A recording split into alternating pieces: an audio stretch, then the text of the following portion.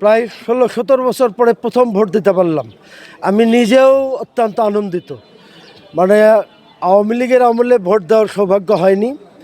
তো আজকে নিজেও যেমন আনন্দিত, আমার বিশ্বাস যে বাংলাদেশের সমস্ত ভোটারই আজকে ঈদের মতো এই দিনটাকে উদযাপন করবে ইনশাআল্লাহ। বিশেষ করে নতুন ভোটাররা, তাদের জন্য একটা আলাদা আমেজ, তারা আলাদা আনন্দ পাচ্ছে। বগুড়ার এতক্ষণ পর্যন্ত যতটুকু আমার কাছে ইনফরমেশন আছে, প্রশাসন অত্যন্ত আন্তরিকতার সাথেই দায়িত্ব পালন করছে, কিন্তু আমাদের প্রতিপক্ষ বন্ধুরা বিভিন্ন জায়গায় মব সৃষ্টি করছে। রাতে বিভিন্ন সময় বিভিন্ন জায়গায় আমাদের ভাইদেরকে হুমকি দিয়েছে, আমাদের এজেন্টদেরকে হুমকি দিয়েছে, মোবাইল করে হুমকি দিয়েছে, বাড়িতে যে হুমকি দিয়েছে। দাঁড়িপাল্লার যারা ভোটার তাদেরকে হুমকি দিচ্ছে যে নির্বাচিত হয়ে তারা ক্ষমতায় আসলে দেখে নেবে।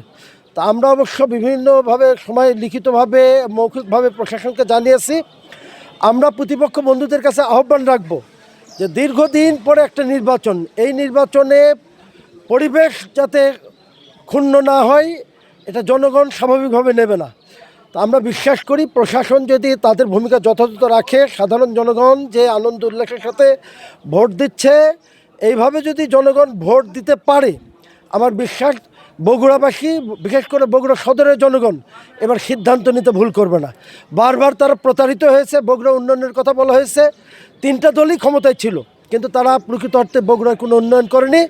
আমার বিশ্বাস এবার বগুড়া সদর আসনের ভোটারবৃন্দ তাদের সঠিক সিদ্ধান্ত নেবেন, বগুড়ায় উন্নয়নের জন্য তারা যথাযথ ভূমিকায় পালন করবেন। দাঁড়িপাল্লা প্রতীকী বিজয়ী হবে ইনশাআল্লাহ।